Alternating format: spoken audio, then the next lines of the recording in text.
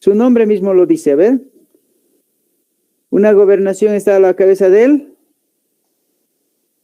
Gobernador. Eso, muy bien. Las capitanías generales a la cabeza de... Jefe militar. Los capitanes generales, ¿sí? Eso es más lógico, ¿no? La Real Audiencia es donde cambia un poco, ¿no ve? Porque aquí encontramos a los oidores, ¿ya? A los oidores. Y en el cabildo a los corregidores, ¿está bien? Entonces ahí vamos a ver diferencia ahí. Pero el resto es lógico, ¿no? Capitanías generales, capitanes generales, gobernaciones, gobernadores, virreinatos, virreyes, ¿ya? Entonces acá tenemos algunos títulos o jerarquías coloniales. Por ejemplo, el rey, ¿ya? Era el título más grande. Luego viene el virrey, cuyo origen tenía que ser noble y ejercía todas las funciones que el patronato real en los virreinatos. Luego el capitán general o gobernador, ¿no? Que dirigía las provincias. El oidor o magistrado, que era nombrado por el rey y estaba a cargo de la Real Audiencia, asesoraba al virrey como consultor sobre materias de gobierno. Y finalmente el corregidor, que era funcionario que representaba a la autoridad real y dirigía el cabildo, ¿ya? Ahí vamos a tener nosotros esto. Bueno, en relación a las instituciones coloniales, y tenemos ahí la Real Audiencia, en la Real Audiencia vamos a establecer principalmente el Tribunal Supremo, el Supremo Tribunal de Justicia, el Tribunal de Primera Instancia en algunos casos de apelaciones de las sentencias de los jueces inferiores, y tenemos un ejemplo en la Capitanía General de Chile en el año 1609, donde se establece esta Real Audiencia, ¿ya? Luego vamos a tener la economía colonial. Las principales fuentes de la economía eran la minería y la agricultura, ¿ya? En la época incaica solamente la agricultura, en la época colonial la minería más. Los españoles explotaron las minas y lavaderos de oro para llevarse este metal precioso a España, ¿sí? Desde Potosí. La agricultura fue importante porque se debía abastecer con alimentos a las zonas mineras y llevar algunos productos a España. Y vamos a ver dos términos que vamos a conocer, hacienda y estancia, ¿ya? ¿Ok? Cuando hablamos de una hacienda, hablamos de la tierra del español, ¿está bien? Cuando les pregunten a ustedes qué alimento se popularizó en las haciendas en la época colonial o qué producto, ya es lo que se sembraba en las haciendas, pero no en las estancias porque estaba prohibido, y solo en las haciendas era la uva, la vid, ya para hacer el vino. Y en las estancias se podía hacer cualquier otros productos, papa, algodón, frutas, ¿sí? Ahí se podía. Las estancias correspondían a los indígenas, las haciendas a los españoles, ¿ya? Ahora, la diferencia también era que el indígena que tenía estancia podía tener doble domicilio, uno en la comunidad, ya en el pueblo, y otro en la zona rural donde se encontraban sus sembradíos, y estos se llamaban estancias. El español siempre vivía en su hacienda, no tenía una casa en la ciudad, solamente venía a la ciudad para dejar su mercadería que sembraba, etcétera, pero en realidad no tenía una casa en la ciudad, porque el español siempre administraba su hacienda desde el lugar de origen. Entonces vamos a ir viendo también que los países de América solo podían comerciar con España. Este sistema se conoce como monopolio comercial, donde España se encargaría primordialmente de la parte comercial. Uno de los sistemas de trabajo más conocidos en esa época era la encomienda. La encomienda era un terreno conquistado, ¿sí? Con un número de indios, los cuales eran destinados a un conquistador, ya sea por una o dos generaciones continuas. ¿Cuál era el trabajo dentro de la encomienda? Era evangelizarlos a cambio de ese trabajo, que era la encomienda de servicio, ¿sí? Que ellos realizaban a partir de la cosecha de la tierra del español. También tenían que pagar un impuesto y eso era la encomienda de tributo. Entonces, los españoles lo que hacían con estos encomendados, que es como se les conocía a los indígenas, se los empezaba a evangelizar y luego también ellos trabajaban en la tierra para pagar tributo al encomendero, quien es el que manejaba la encomienda, ¿ya? Ahora hay que tomar en cuenta una cosa. En la historia está escrito que los encomenderos no evangelizaron a los indígenas y esto iba en contra de las leyes de los españoles. Es por eso que ya en la época borbónica los encomenderos ya no se hacen cargo de las encomiendas, pues estas desaparecen. El gobierno hace desaparecer estas encomiendas para quitarles el poder a los encomenderos, que eran abusivos los encomenderos porque se aprovechaban de los indígenas, los explotaban, pero no los evangelizaban, y eso es lo que la corona no estaba buscando, ¿no? Lejos de tener el beneficio económico a partir de esta colonia, se exigía también una situación un poco más espiritual, ¿no? Dentro de ese proceso, ¿ya? Es por eso que se estaba, digamos, en algún momento esperando que sean evangelizados los indígenas. Bueno, el Consejo de Indias empezó en el año 1524, antes de las audiencias y los virreinatos. Acá vamos a acotar que se reunían para estudiar los problemas frecuentes que había entre los conquistadores y la gente indígena durante la época colonial, pues gracias a las encomiendas, ¿ya? Entonces, ¿dónde se realizaban las audiencias? ¿Dónde se realizaban los juicios? En las audiencias, ¿ya? El Consejo de Indias en España tenía audiencias, al igual que en América, y esto era como una corte o tribunal que controlaba la justicia por parte del rey en España, ¿ya? Mil disculpas por el error, ¿ok? El rey en España. Entonces, ese era el propósito primordial de estas audiencias que pertenecían al Consejo de Indias en terreno español, ¿ya? Y vamos a ir viendo nosotros dentro del proceso de la economía, habíamos hablado de lo que era la minería, y uno de los lugares más importantes en la época colonial era el Cerro Rico, ¿sí? Entonces había mucho oro, mucha plata en Centroamérica y también en Sudamérica, y a los españoles solamente les interesaba hacerse ricos, ¿no?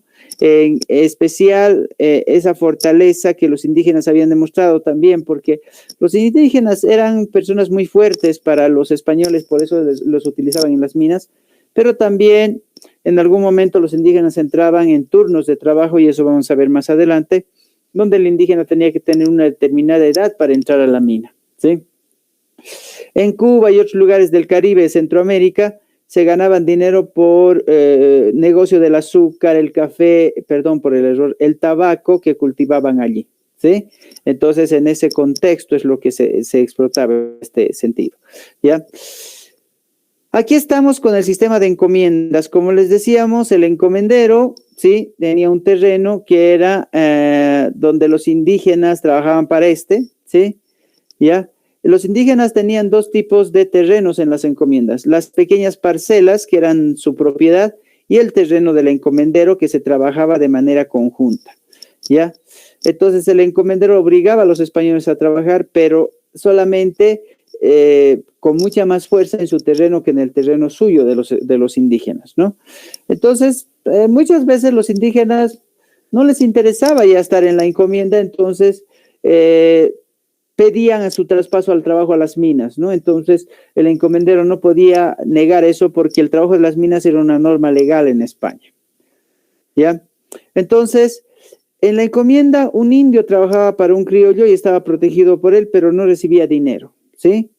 La mita era la misma cosa, pero en Perú, después del repartimiento, se reemplaza los dos, pero sigue siendo cruel e inhumano, ¿no? En cierto sentido, se reemplaza la mita y la encomienda, pero sigue siendo cruel e inhumano las haciendas en algún aspecto, ¿sí? Y lo que va a ser la mita, ¿no? A partir de los obrajes y la minería, ¿ya? Había un sistema que regía la satisfacción social, en que varias combinaciones de razas tenían nombres y privilegios específicos, ¿no? La corona española impuso este sistema en sus colonias americanas a partir de lo que era la pureza de sangre, los cuales eran destinados al trabajo de las encomiendas, ¿sí? Por ejemplo, cuando tenemos un mestizo y una mestiza, ¿sí? Se denominaba en general mestizo, ¿ya? Era la descendencia de un español con un indígena. Un mestizo no tenía los mismos privilegios que un criollo, porque un mestizo había nacido en América e hijo de un indígena, entonces sus funciones eran distintas, ¿ya? Entonces, ¿cómo se establece esta sociedad colonial? ¿Ya? Vamos a tener esta sociedad hispanoamericana, ¿sí? Se habla del término hispanoamericano, aquellas personas que hablan el español, por eso viene el término hispanoamericano, ¿ya?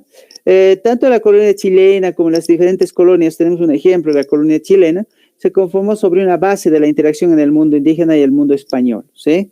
¿Ya? Esta interacción donde los indígenas tenían sus espacios que se llamaban los españoles tenían sus espacios que se llamaban repúblicas de españoles y los indígenas tenían sus espacios que se llamaban repúblicas de indios, ¿ya? Y tendría que haber algún grado de dependencia y relación entre ambos, obviamente que sí, a partir de la constitución de puentes que unía una ciudad con otra.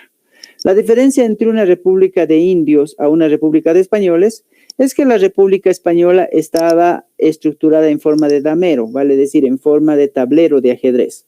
Mientras que la República de los Indios eran casas desorganizadas, desordenadas, ¿no? Y que en algún momento no establecían una organización estructural, mientras la de los españoles tenía su plaza, tenía su iglesia, tenía su escuela, ¿sí?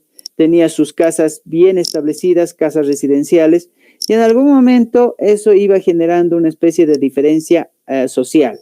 Entonces, no solamente en la República de Españoles vivían netamente españoles, sino también criollos, sino también vivían los mestizos y algunos indígenas que estaban al servicio de los españoles, ¿no? Y en la República de Españoles también habían religiosos que los evangelizaban en este contexto, ¿ya? Entonces, vamos a ir viendo nosotros qué características tuvo esta sociedad, ¿ya? Estaba dividida en estamentos sociales, vale decir, en clases sociales, ya que se organizaban en función a dos elementos distintivos.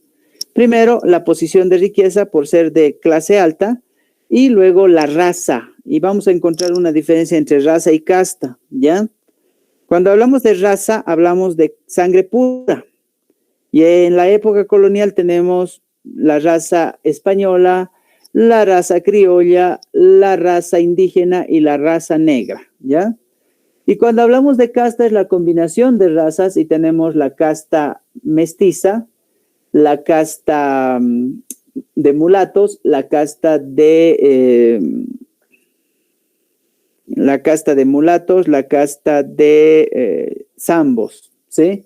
Entonces, así nosotros vamos identificando razas y castas. Cuando hablábamos de un zambo era una casta, porque era una combinación, ¿sí? Entre un negro y un indígena, ¿sí? Cuando hablamos de un mulato es una casta porque es una combinación entre el español y el negro. Cuando hablamos de un mestizo es una combinación entre indígena y español. Entonces, vamos a ir viendo nosotros que dependía mucho del color de la piel, ¿ya? Por ejemplo, si el mestizo salía más blanco que moreno, entonces llegaba a tener una jerarquía mucho más importante en la época colonial. Si el mulato salía más blanco que negro, igual tenía un estatus en el rango de la época colonial. Entonces, acá tenemos la división de las razas y de las castas, ¿ya? Y también vamos a ver igual un poco de las funciones que cada uno cumplía, ¿ya? Entonces tenemos a los españoles, ¿ya? ¿Cuál era el rol de los españoles y quiénes eran estos españoles que también eran denominados peninsulares? Si alguna vez les va a decir, ¿existían peninsulares en la época colonial? Sí, los nacidos en la península de España y estos que habían venido como autoridades principales a América, ¿no? Y habían sido después odiados por los criollos porque no tenían cargos, los españoles tenían cargos mucho más superiores que los criollos, ¿ok? Les voy a pedir por favor que me vayan ayudando un poco, ¿ya? No sé si se puede ver bien la letra, pero es importante que ustedes me ayuden con la lectura, ¿ok? A ver, Jonathan, ¿qué dice de los españoles? ¿Qué cargos cumplían los españoles?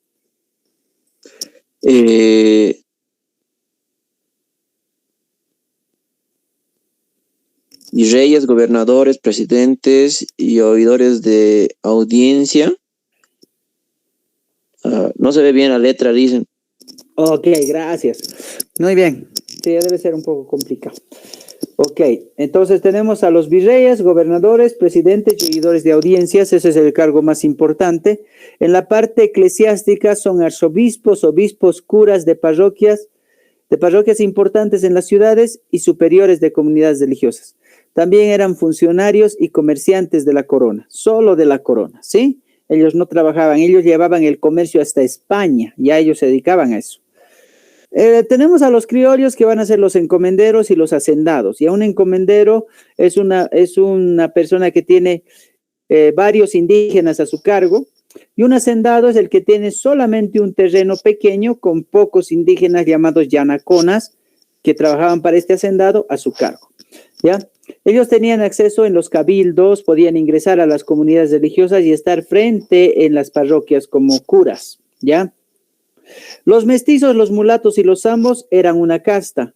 Entonces los mestizos, mulatos y zambos cumplían la función de peones, agrícolas, artesanos, carpinteros, albañiles y todos los trabajos que en realidad requería esfuerzo corporal, ¿ya? Y estos solamente trabajaban en las ciudades y estos podían ingresar en algún momento al servicio religioso.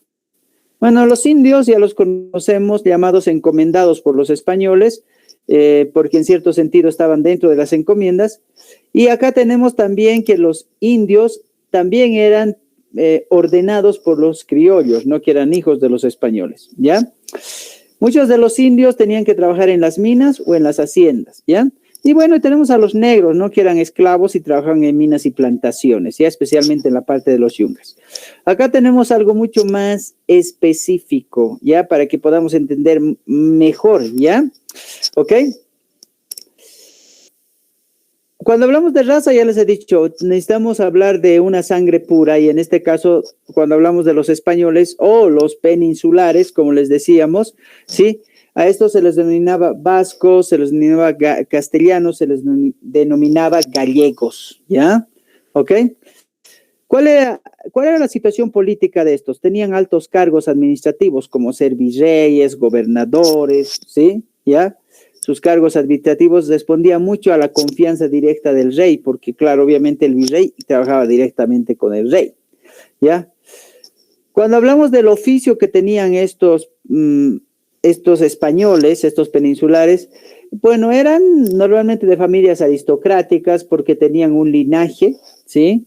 ¿Ya? Y era una aristocrática terrateniente, vale decir, dueños de tierras en España, ¿ya? Que habían venido a América a colonizar espacios territoriales y adueñarse de los virreinatos, especialmente como orden del rey, ¿ya? Bueno, podían ser oficiales que pertenecían al ejército, tenían títulos de abogados, médicos, ya sacerdotes, ¿no? Y este grupo fue un grupo minoritario porque la clase alta no era una expansión total, no eran selectivos, ¿ya? Entonces, en algún momento eso generaba. Otra de las razas que tenemos son los criollos. Ellos tenían cargos medios y menores, ya adquirían conciencia de la clase y se transformaban en el futuro en un grupo de presión hacia los indígenas, ¿ya? También pertenecían a una clase aristocrática, también tenían preparación de ser abogados, médicos, de oficiales de ejército, sacerdotes igual, pero estos fueron aumentando progresivamente. ¿Por qué? Obviamente ellos nacían en este continente, ¿no? Y eran los hijos de los españoles y los hijos de los hijos también, ¿sí? Entonces se iban expandiendo en este contexto, ¿ya? Tú vas a decir, por ejemplo, ¿solamente los primeros que nacieron en América de españoles eran criollos? No, ¿ya? Porque se supone, yo digamos soy criollo y vengo con mi esposa que es criolla y tenemos un hijo acá en América.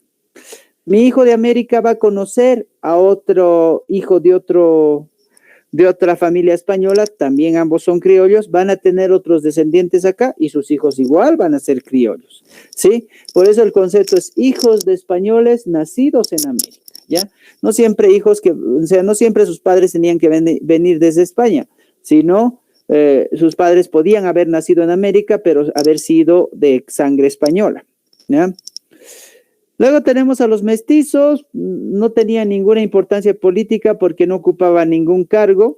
Sus funciones y profesiones eran inquilinos, pequeños comerciantes, capataces, artesanos, labradores, pirquineros, eran los que trabajaban en las minas, ¿qué se dice? Moliendo las piedras para sacar el mineral, y también peones en las minas, peones pagados, asalariados, ¿sí? En relación al crecimiento demográfico de los mestizos, se podía ver que era un grupo más numeroso que los criollos, que los mismos españoles. Porque, lógicamente, habían españoles que venían solteros o que venían solos y se buscaban una mujer indígena y en la cual tenían un hijo y demás, ¿no?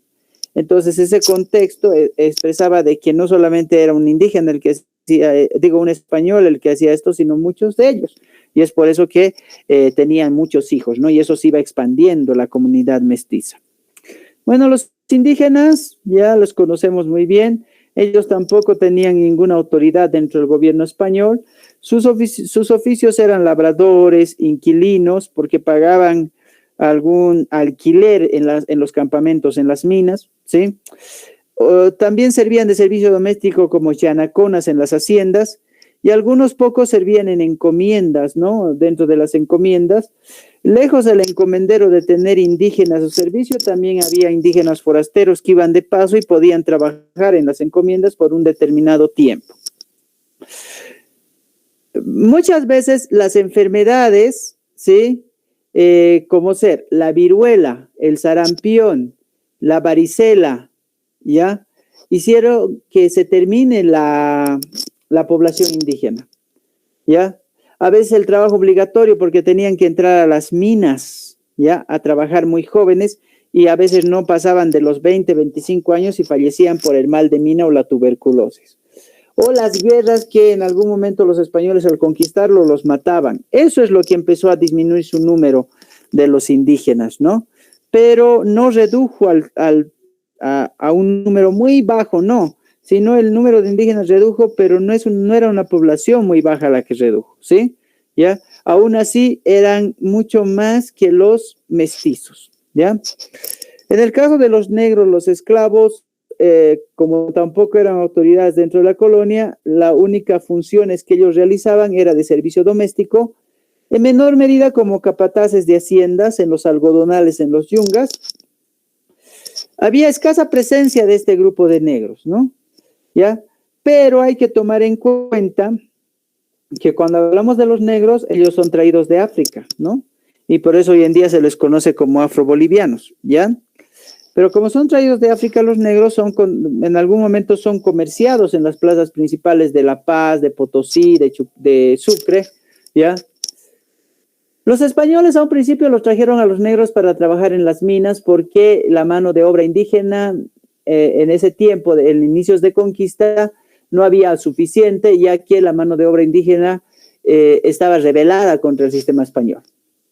Ya después, cuando se dieron cuenta que los negros no podían soportar el trabajo en las minas, por el clima, ellos venían de un clima muy cálido y trasladarlos a un clima muy frío hacía que muchos de los negros se enfermaran rápido y mueran más seguido.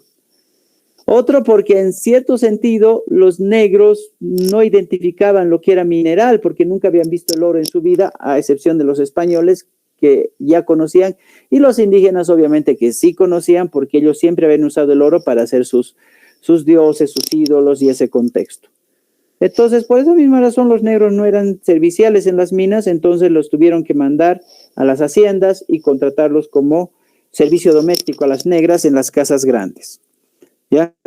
Entonces no era muy amplia la población negra, no era muy pequeña, y claro, cuando los españoles se dieron cuenta de que los negros podían reproducirse en este continente, ya no necesitaban traerlos desde Europa, directamente los hacían relacionar acá negro con negra, tenían sus descendientes y los descendientes los vendían, ¿no? Como comercio. ¿Ya? Entonces, ¿cómo era la aristocracia en esa época, no? ¿Cómo era la clase alta, no? Que pertenecía principalmente a los peninsulares, los españoles, ¿ya? Se concentraban en las ciudades, ¿no? Y se reunían en las llamadas tertulias,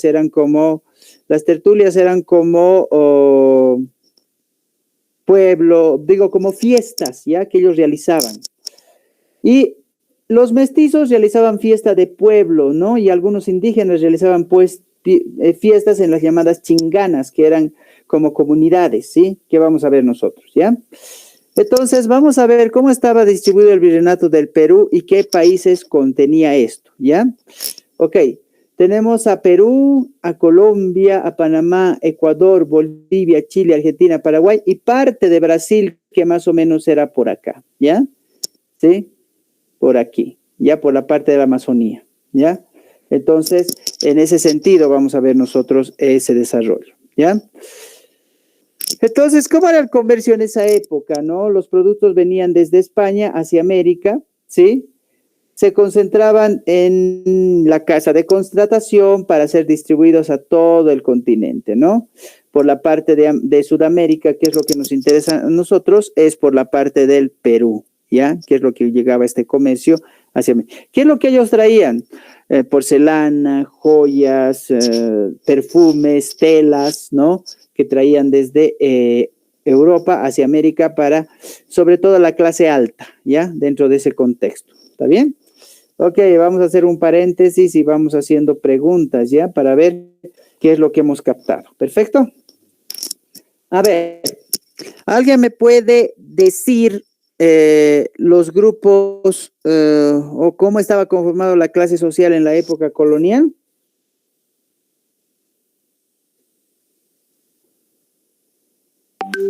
A ver, ¿cómo estaba conformado la clase social en la época colonial? Kevin.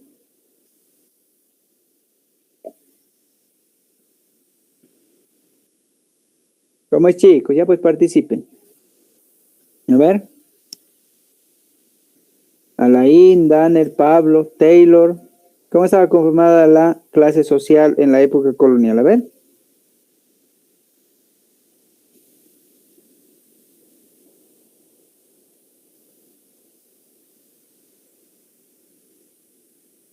Ok, ya vamos colaborándoles, ¿sí? En la parte superior tenemos a los peninsulares o llamados también españoles, ¿ya? Después, ¿qué sigue? Criollos, Lice. Perfecto, ¿después? Mestizos, mulatos. Muy bien. Después, indígenas y Negros. negros. ¿Y cuál de estas clases sociales no cumplía un rol de administrativo en la época colonial? A ver.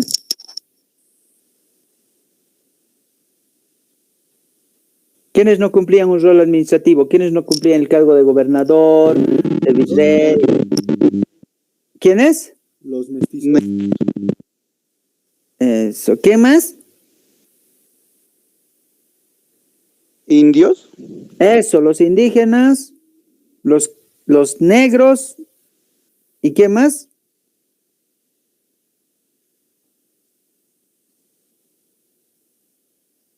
Los mestizos, ¿no?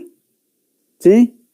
¿Quiénes eran los únicos que podían traer comercio desde España y llevar a España el comercio y los minerales? A ver. ¿Quiénes eran los únicos que podían hacer eso?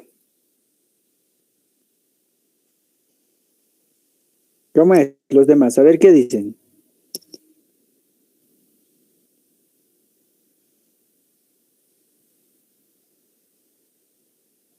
Ok, vamos a tomar en cuenta que los únicos que podían hacer eso eran los españoles o peninsulares, ¿ya? Ni siquiera los criollos, ¿sí? Los criollos en realidad nunca salieron de América, ¿no? Como nacieron acá, se quedaron acá, ¿ya? Ok, ¿cuál es la diferencia entre estancia y hacienda? A ver. En que la hacienda era de los españoles y la estancia era de los Indígenas. Indígenas. Ya, muy bien. ¿Cuál era el único producto que se podía cosechar en las haciendas y no en las estancias? La uva, Eso, ¿por qué? no sé, ¿Qué se hace de la uva? A ver, dime. el vino. Eso, por el vino, ¿verdad? Los únicos que hacían vino acá eran los hacendados, ¿ya? Los que pertenecían a las haciendas, ¿ya? ¿Qué era una encomienda? A ver si me ha entendido lo que era una encomienda y quién manejaba la encomienda y cómo se les denominaba a los indios que estaban en las encomiendas. La encomienda era un pago de ciertos impuestos o de impuestos. No, la encomienda era un terreno, ¿ya? Con indios ya conquistados, colonizados, ¿ya? Y el que estaba a cargo de la encomienda era un encomendero. Este encomendero era un criollo que la corona le destinaba como encomendero, le daba esta encomienda a este encomendero, pero tenía dos funciones el encomendero dentro de las encomiendas. ¿Se acuerdan cuáles son?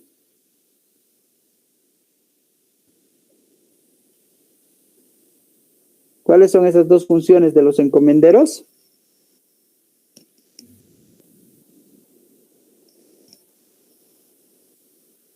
¿Cómo es? A ver. En que un indio trabajaba para un criollo. La primera función de un encomendero era cobrar tributo, ¿no ven? ¿Sí? Cobrar el tributo.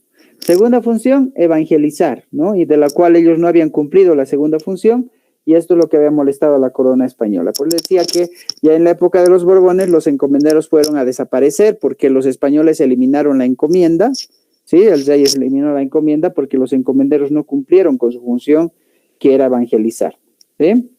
Muy bien. Ya, por lo menos alguito me han respondido, ¿no? Ya. Bueno, vamos a tener la minería y la producción colonial y tenemos la mita colonial y los obrajes, ¿ya? La mita colonial se refiere al trabajo de la mina, ¿ya? Que se hacía en Potosí, ya en las minas de Potosí. Aquí entraban los indígenas a trabajar a los 15 años y terminaban hasta los 60 años, ¿ya? Muchos de ellos eran forzados a trabajar en las minas porque en cuyo caso esta mina era primordial producción de la corona. Entonces muchos de ellos eran forzados ahí porque el tributo en un principio era agrícola y luego pasó a ser un tributo netamente en oro, ¿no? Entonces los indígenas tenían que pagar. Valía más un tributo en oro que un tributo agrícola, ¿ya? Entonces también se dieron los obrajes. Los obrajes, como ven en la parte superior, ¿sí? Son talleres de textilería donde se realizaba los tejidos para los españoles, ¿ya? Y para exportarlos y venderlos al exterior, ¿ya? En ese sentido. Vamos a ver también nosotros lo que es la agricultura, ¿no? Ahora bien, el indígena que trabajaba de 15 a los 60 años, ¿ya? Hacía rotaciones cada 4 años para ir a trabajar a la tierra, hacía rotación otros 4 años para ir a trabajar a los obrajes, ¿ya? Entonces los españoles dominaban todo este territorio, ¿no? Aquí en Bolivia, si alguien les pregunta dónde quedaban los obrajes de la época colonial, es en Cochabamba y en La Paz, ¿ya? Por eso llevan ese nombre estas zonas, ¿no? Entonces, en ese contexto, ¿ya? Después tenemos las reducciones, ¿ya? No sé si ustedes han escuchado hablar de, que se llama Toledo, ¿sí? Francisco de Toledo. ¿Han escuchado hablar de Francisco de Toledo? Era uno de los virreyes que estableció las reducciones, además había fundado la ciudad de Potosí, ¿ya? Entonces, ¿para qué eran las reducciones? Para controlar a las poblaciones indígenas y disponer de su mano de obra de forma permanente, ¿ya? Una reducción era un espacio mucho más pequeño que una encomienda, donde teníamos directamente a los indígenas. ¿Y dónde iban a ser destinados estos indígenas? Algunos iban a ser destinados a la mita colonial, ya al trabajo en la mina, ¿sí? ¿Por qué? Porque los que trabajaban o los que manejaban las reducciones establecían un impuesto exactamente equitativo de acuerdo a la gente que tenía, ¿ya? Por ejemplo, si tenía 150 pobladores en una reducción, tenía que recoger 150 tributos de los indígenas. ¿Y de dónde iba a recoger esto? Destinando un pequeño grupo a las minas, otro grupo a las tierras y otro grupo a los obrajes, pero todos concentrados a la vez también en una comunidad, ¿no? Desde donde se despachaba con soldados que les iban vigilando para hacer este trabajo forzoso. En realidad, los que estaban en las reducciones eran esclavizados, ¿no? Y es por eso que vemos el maltrato que realizaban los españoles hacia los indígenas, ¿sí? Vamos a ver una diferencia entre el que es el proceso de trabajo entre lo que es el Tahuantinsuyo, que es la época de los incas, y la época de la colonia. En la época de los incas ya habíamos visto nosotros que la redistribución era equitativa. Por ejemplo, si a veces el inca veía que un poblador no había podido cosechar su producto, le daba, ¿ya? Y el poblador a la siguiente cosecha le devolvía, ¿ya? Mientras en la época de la colonia no, ¿ya? En la época de la colonia simplemente era el pago de impuestos, el pago de tributos, y no había una retribución por parte de la corona hacia el indígena, o sea, no se veía ese aspecto, ¿no? En este contexto. Ya mientras en la época de los incas, sí, ¿ya? Ahora bien, vamos a entrar a esta última parte que es la evangelización en la colonia, que hablamos primordialmente acerca de lo que es la religión, ¿ya?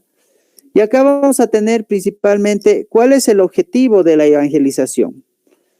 Es sacar a los indígenas de sus creencias animistas y politeístas.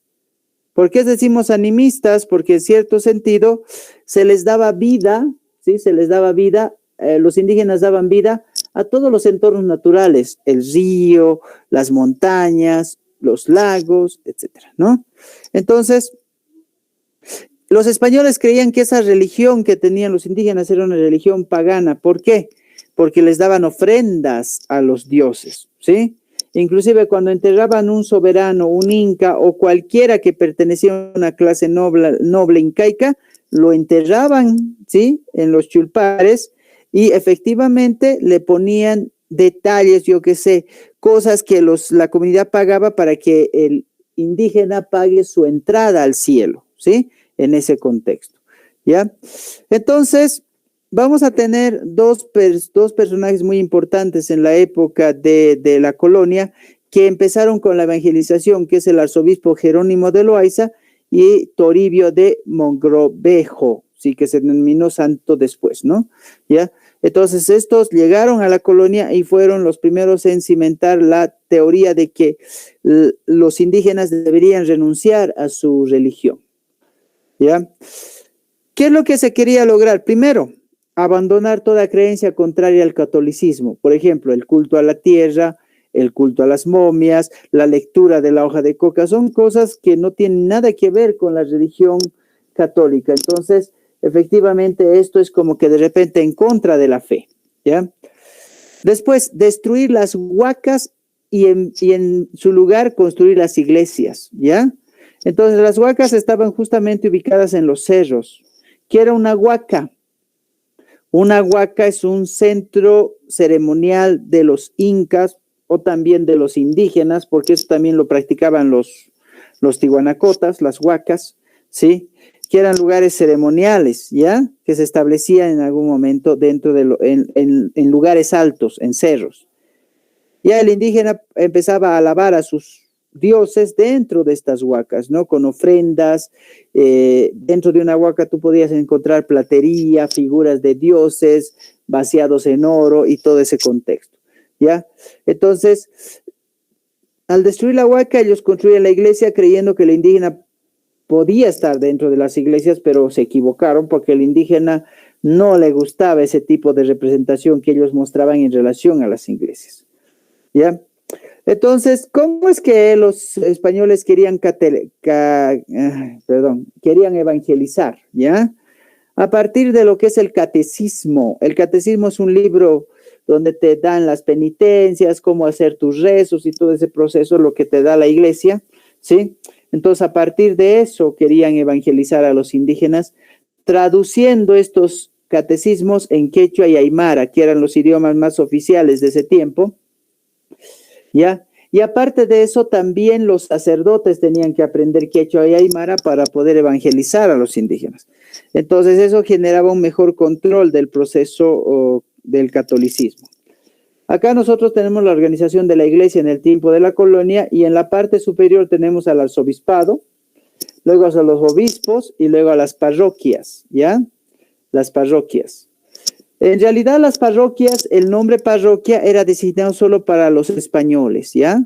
En el caso de los indígenas era lo que nosotros vamos a denominar las doctrinas, ¿ya? Y claro, acá cuando vemos nosotros a los doctrinados, que eran los indígenas que vivían en las reducciones, se generaba el proceso de los curas doctrineros, ¿sí? Quienes les van a establecer la evangelización a los indígenas. Luego, bueno, tenemos las misiones, que eran lugares alejados en la selva, más que todo en la parte de la Amazonía, donde estuvieron los jesuitas, y en la parte de la selva central y por la parte del Chaco, donde estuvieron los franciscanos, ¿no? Entonces vamos a tener ese proceso de la iglesia, ¿ya? Entonces, a partir de esto, vamos a ir viendo dentro de lo que son las misiones, que muchos frailes tenían contacto con los indígenas, ¿no? En su vida cotidiana, y establecieron lo que son las reducciones jesuíticas. Estos misioneros tenían la función de evangelizarlos solamente, no de cobrar tributo. En la selva no se cobraba el tributo. ¿Por qué los españoles, los conquistadores, no llegaron a la parte de la selva? Porque justamente los indígenas de la selva eran mucho más salvajes, menos civilizados que los incas, entonces establecieron una defensa mucho más profunda contra los españoles. Y claro, los españoles tuvieron que mandar a los misioneros para someter a esa comunidad. Y aquí es donde empezaron a educarlos, a bautizarlos, ¿sí? Las misiones jesuitas fueron expulsadas en el año de 1676 por por Carlos IV, ¿ya? Oh, no, perdón, por Carlos III, ¿sí? Fueron expulsados porque ya cuando se hicieron cargo los Borbones, establecían que la religión no era prioridad dentro de América. Bueno, dentro de lo que es la organización de la iglesia también tenemos el clero secular y el clero regular. Cuando hablamos del clero secular vamos a hablar de los sacerdotes, el papa, los que administraban la iglesia, que es esto de acá que les he mostrado, arzobispado, obispado, ¿sí? ¿Ok? ¿Ya? Cuando hablamos del clero regular hablamos de las monjas, los curas, los misioneros, ¿no? Que pertenecían a este grupo, ¿ya? Muchos de estos vivían recluidos en conventos, ¿ya? En seminarios, ¿ya? Los que casi nunca salían, los misioneros sí salían cuando ya cumplían cierto nivel de grado de preparación dentro de lo que es estos conventos para poder establecer principalmente esa enseñanza hacia los indígenas, ¿ya? Hay que aclarar también que un misionero no era cualquier sujeto, sino pertenecía a una clase alta primero, segundo tenía lo siguiente, tenía el voto de castidad, tenía el voto de obediencia, ¿ya? Y el voto de pobreza. Eran 3 votos que cumplía un misionero, ¿sí? Castidad, pobreza y obediencia, si les van a preguntar eso, ¿está bien? ¿Ya? Entonces, estos misioneros van a ir haciendo ese proceso de ejemplificación a las comunidades indígenas y siendo enviados de 1 a 2 misioneros una vez que ya estaban establecidas las reducciones jesuíticas para que puedan hacerse cargo de estas comunidades indígenas. ¿Ya? Hay que tomar en cuenta que cuando los españoles estaban en la época de la colonia, la religión era lo más importante para ellos. Entonces, era de hecho que el hijo mayor o la hija mayor puedan ser religiosos y pertenecer a la iglesia, ya sea como curas o como monjas, ya en un clero regular, ¿ya? Pero en un determinado contexto, nosotros vamos a enfatizar que normalmente esto también era si la mujer quería ser monja o casarse, ya decidía entre casarse o ser monja si no era la primogénita, si no era la mayor. Si era la segunda, tercera hija, entonces podía decidir también ser monja. Había una diferencia, la hija mayor, la primogénita, siempre llevaba el velo negro y la segunda o de repente alguna otra hija que no era la primogénita y quería ser monja, llevaba el velo blanco, ¿ya? En el caso de los varones, siempre el hijo mayor tenía que ser parte de la iglesia y ser cura, ¿no? Representar, ¿ya? Y era parte de su preparación, porque muchos de ellos tenían esa orden religiosa encaminada como un proceso mucho más cimentado dentro de lo que era la situación de los españoles, ¿ya?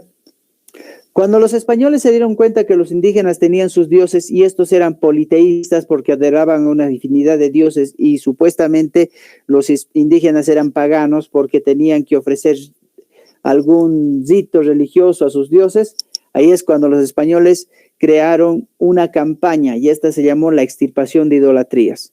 Esta consistía en eliminar al indígena, ¿sí? Su fe, esa fe que tenía en Huiracocha, en Quilla, etcétera, ¿no? Iluminaba su fe. Cuando el indígena aceptaba a su Dios, tenía que bautizarse y volverse cristiano. Si el indígena no aceptaba a su Dios, tenía 2 castigos, ¿ya? El primer castigo era si el indígena era pillado adorando a su Dios, ¿ya? Y sin renunciar específicamente a sus dioses, seguía adorando a sus dioses, ¿ya? Entonces, ese era el primer castigo. Que cuando el español encontraba al indígena adorando a su Dios, agarraba y lo latigaba en plena plaza, como vemos acá, ¿sí? Ya le daba látigos para que la gente vea que creer en sus dioses no era nada bueno. Segundo, si el indígena no renunciaba siempre a su Dios y seguía adorando a su Dios a escondidas y lo seguían encontrando, entonces lo que hacía es que le rapaban la cabeza, le ataban las manos, bueno, le ponían el cuerpo semidesnudo, le ataban las manos, le montaban en una llama y le hacían pasear por los poblados hasta que éste muera de hambre y de sed, porque no le daban comida, ¿ya? Entonces, como que era una muerte un poco lenta, pero para el indígena era algo algo sufriente en esa época, ¿no? Entonces vamos a ver nosotros acá, ¿ya? Le amarraban las manos, ¿sí? Le rapaban la cabeza, ¿ya? Semidesnudo, la montaban en una llama y lo llevaban paseando pueblo por pueblo hasta que muera, ¿ya? Entonces, ¿qué pasaba? Muchos indígenas denunciaron a su fe, se convirtieron al catolicismo, pero en algún momento de su vida siempre mantuvieron ese origen interno que tenían de su religión. ¿Por qué? Porque hasta hoy en día este tipo de costumbres no se ha extirpado por completo, no se ha exterminado. Seguimos nosotros creyendo en la lectura de la hoja de coca, seguimos creyendo en, ¿qué se llama? En Pachamama, seguimos creyendo en que los yatiris son los que bendicen espiritualmente nuestras cosas. Entonces, hay una situación un poco más concreta y enfática en ese proceso, ¿ya? Entonces, a partir de eso, la religión no fue eliminada por completo, ¿ya? Entonces, les voy a hablar de algunos términos que no están dentro de la presentación, pero que necesito explicarles, ¿ya? Para que ustedes puedan adentrarse un poco más en este proceso, ¿ok? Vamos a tomar en cuenta que los españoles no pudieron eliminar por completo la religión de los indígenas, ¿ya? Entonces, los indígenas habían establecido un proceso de relación con sus dioses a través de tres aspectos. Primero, los ídolos, ¿ya? Ellos tenían algunos ídolos que necesariamente eran esos ídolos chiquititos que ellos podían esconder en cualquier parte y sacarlos para adorarlos, ¿ya? Después, los apus, ¿ya? Los apus celestiales eran los cerros, los ríos, las montañas que ellos también adoraban, ¿no? En un determinado momento, ¿ya? Y las zapachetas, yo no sé, les he mostrado otra vez fotos de las zapachetas que eran piedras amontonadas, ¿ya? Unas tras otras para poder figurar como si fueran sus dioses, ¿ya? En algún momento, ¿ok? ¿Les he mostrado las zapachetas? ¿Cómo es? Dígame pues. No me hablan, ya se han enojado conmigo. Qué macacho. Ya. A ver. ¿No les he mostrado las zapachetas? Creo que no. Eso, muy bien. Tienen que decirme si les he mostrado, si no les he mostrado, ¿ya? Ok. Mira, les voy a mostrar acá las zapachetas, ¿ya?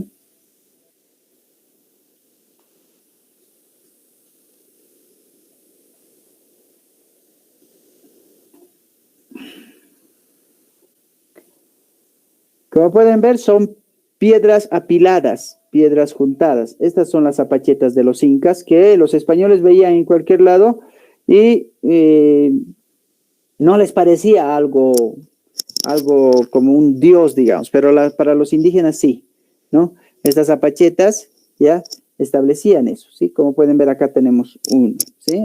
¿Ya? Y hay diferentes figuras las zapachetas, ¿no? Esta también es una pacheta, mira, vemos las piedras amontonadas, ¿ya? Y a veces creemos que, ¿por qué está?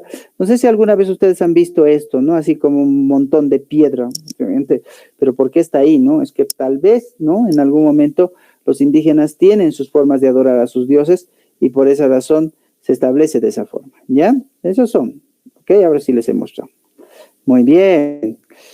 Ok, otra cosa que quería explicarles es que una vez que los españoles lograron, tal vez en algún momento, de renombrar a sus dioses, porque nosotros teníamos a Pachamama y seguimos teniendo a Pachamama. Para ellos, esta Pachamama es la Virgen María, ¿ya? Ok, tenemos a Huiracocha, y les van a decir también se escribe Viracocha, ¿ya? Viracocha. Y este va a ser Dios para los españoles, ¿sí? Entonces va a ir cambiando, ¿no? La Virgen María, Dios, Inti, que para los españoles va a ser el sol, Quilla, que para los españoles va a ser luna, ¿no? Entonces va a haber. Ahora, ¿qué pasa? La unión, y esto pueden copiarse si gustan, de una cultura o religión con otra, se llama sincretismo, ¿sí? Si hablamos de cultura, es sincretismo cultural. Si hablamos de religión, es sincretismo religioso, ¿ya? Y esto se ve en una combinación en la arquitectura, por ejemplo. Detalles europeos con detalles indígenas es un sincretismo. En la pintura, ¿sí? También hablamos de sincretismo cuando hay la combinación en una pintura de cosas que pasaron con los indígenas y cosas de los españoles, ¿no? Ya, en la música, ¿no? En la música misional jesuítica es una música sincretista porque son ritmos que vienen de Europa con instrumentos nativos de América. Entonces se habla de sincretismo. Entonces el sincretismo es la combinación, la unión de una cultura o religión con otra, ¿sí? Dentro de los aspectos, ¿ok? Muy bien. Perfecto, entonces eso es lo que les puedo indicar acerca de la conquista. No es como pueden ver, no estamos profundizando a grandes rasgos. ¿Por qué? Porque también vamos a ir tocando los otros puntos que también vamos a ir extrayendo de la conquista, ¿ya? En el siguiente tema, ¿ok? Muy bien, ¿alguna duda, pregunta? Ok, muy bien, ¿ya? Espero que no haya sido muy pesado hoy día, ¿sí? ¿Ya? De todas formas, revisan el video para irse refrescando un poco más y el día de mañana vamos a tener un repaso de todo lo que hemos visto de la época colonial, ¿ok? Muy bien. Entonces, ¿se van a cuidar mucho?